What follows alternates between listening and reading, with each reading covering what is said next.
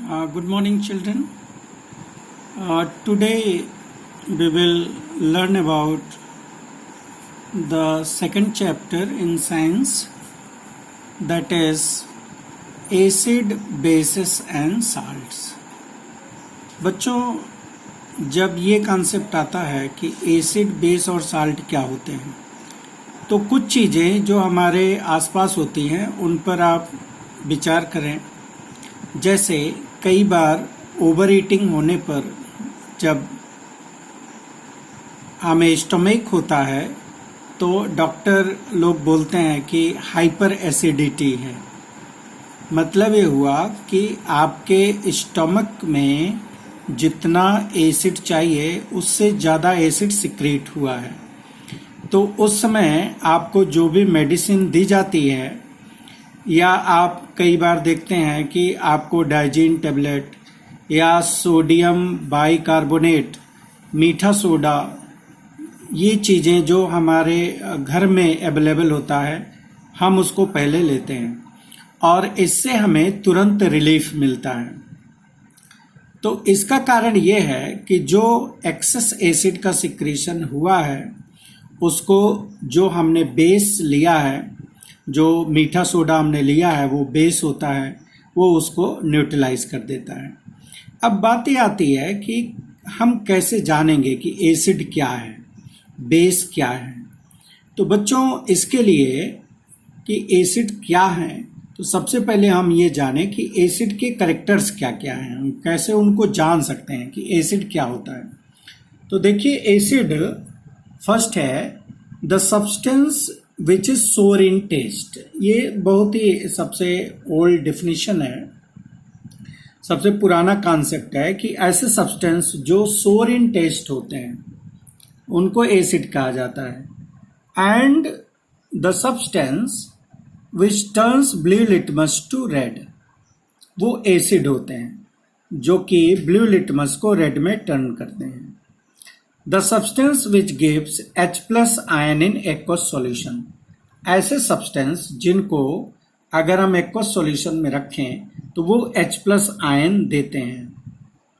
अब ये पता कैसे चलेगा कि कोई भी सब्सटेंस एक्वस सॉल्यूशन में रखने पर H प्लस आयन दे रहा है?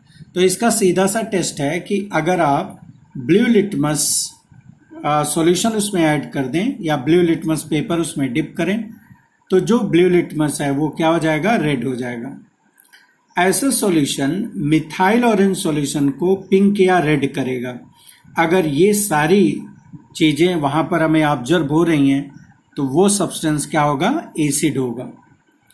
एसिड दो तरह के होते हैं. ये क्लासिफिकेशन इस आधार पर है कि एसिड वाटर में रखे जाने पर फुल्ली डिसोसिएट होते हैं कि पार्शियली डिसोसिएट होते हैं. तो if water undergoes full dissociation in water then it is called strong acid. जैसे HCl, H2SO4, HNO3, ये सब स्ट्रॉन्ग एसिड्स हैं. और ऐसे एसिड जिनका केवल पार्शियल डिसोसिएशन होता है, ये क्या होंगे? वीक एसिड्स होते हैं. इनमें ऑर्गेनिक एसिड्स आते हैं जैसे CH3COOH, एसिटिक एसिड या इथेनोइक एसिड. इसको विनेगर एसिड भी बोलते हैं क्योंकि ये सिरका में पाया जाता है. फॉर्मिक एसिड HCOOH, जो कि रेड एंट में पाया जाता है, इसलिए इसको फॉर्मिका बोलते हैं. अब बात आती है बेसिस की. The substance which is bitter in taste which turns red litmus to blue. Phenolphthalein indicator मिलाने पर उसको पिंक कर देता है और वाटर में रखने पर हाइड्रोक्सिल आयन देता है. ये सभी कैरेक्टर अगर वहाँ पर इसमें से कोई भी मिल रहा है तो वो क्या होगा? बेस होगा. बेस भी दो तरह के होंगे. स्ट्रॉन्ग बेस जो फुल्ली डिसोसिएट हों एक्वस सॉल्यूशन में जैसे NaOH, KOH, and weak base जो पार्शियली डिसोसिएट होते हैं उनको हम वीक बेस बोलते हैं. जैसे ammonium hydroxide, magnesium hydroxide, aluminium hydroxide, ये सभी वीक बेसिस हैं. अब केमिकली कैसे हम पता करेंगे कि कोई सब्सटेंस एसिड है कि बेस है, तो इसके लिए जिस सब्सटेंस का यूज करते हैं उसको हम इंडिकेटर बोलते हैं। तो इंडिकेटर क्या हुए? The substance which is use to detect whether the given substance is acid और बेस। ऐसा सब्सटेंस जिसका प्रयोग करके हम ये जान पाए या हम ये बता सकें कि जो सब्सटेंस हमें दिया गया है वो एसिड है कि बेस है, उनको इंडिकेटर कहा जाता है। इंडिकेटर दो तरह के हो सकते हैं, नेचुरल इंडिकेटर और सिंथेटिक इंडिकेटर। नेचुरल इंडिकेटर में वो सब्सटेंसेस हैं जो हमें प्लांट सोर्सेस से मिलते हैं, जैसे लिटमस, जैसे टर्मरिक पाउडर, जैसे कुछ ऐसे प्लांट्स हैं जिनके फ्लावर्स, जैसे हाइड्रेंजिया, पिट्यूनिया, इनके फ्लावर्स भी इंडिकेटर का काम करते हैं। कुछ ऐसे इंडिकेटर हैं जो एसिड और बेस की प्रेजेंस में अलग अलग स्मेल चेंज शो करते हैं। इनको ओल्फैक्टरी इंडिकेटर्स कहा जाता है। ओल्फैक्टरी मतलब होता है रिलेटेड विद ऑडर या स्मेल से रिलेटेड, जैसे वनीला, जैसे क्लोव, जैसे ऑनियन, ये सभी ओल्फैक्टरी इंडिकेटर का काम करते हैं। सिंथेटिक इंडिकेटर या केमिकल इंडिकेटर्स में आपका आएगा मिथाइल ऑरेंज, फिनोल्फ्थलीन और यूनिवर्सल इंडिकेटर, जो कि हमारा ये बताता है कि जो दिया हुआ सब्सटेंस है वो एसिड है कि बेस है। इसके बाद बच्चों ये टेबल आप लोग कंप्लीट करेंगे, हालांकि इसको हमने कर दिया है। इस टेबल में ये बताया गया है कि हमें डिफरेंट सैंपल्स दिए गए हैं, H2SO4, HNO3, HCl, CH3COH, MgOH whole twice, COH whole twice, NH4OH। इसका रेड लिटमस के रिस्पांस क्या होता है, ब्लू लिटमस का रिस्पांस क्या होता है, फिनोल्फ्थलीन का इसका रिस्पांस क्या होता है, और मिथाइल ऑरेंज से इसका रिस्पांस क्या होता है। जैसे अगर हम H2SO4 ले लें तो ये रेड लिटमस को कुछ नहीं करता, लेकिन ये ब्लू लिटमस को रेड कर देता है। फिनोल्फ्थलीन कलरलेस रहेगा, लेकिन मिथाइल ऑरेंज जैसे ही ऐड करेंगे पिंक हो जाएगा। सिमिलरली HNO3 का टेस्ट है, HCl का टेस्ट है। अगर हम MgOH होल ट्वाइस लें या बेस लें तो ये रेड लिटमस को ब्लू कर देगा, लेकिन ब्लू लिटमस में कोई चेंज नहीं। फिनोल्फ्थलीन को पिंक कर देगा, लेकिन मिथाइल ऑरेंज का कोई चेंज शो नहीं करेगा।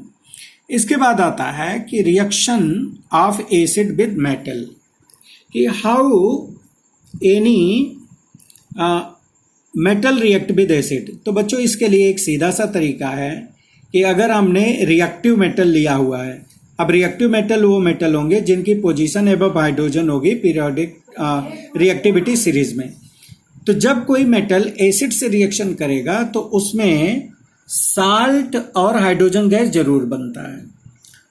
तो हाइड्रोजन गैस बन रही है कि नहीं ये कैसे पता चलेगा? अगर उसके पास आप बर्निंग मैच स्टिक ले आइए, so it Burns with pop sound. ये करेक्टर है हाइड्रोजन गैस का।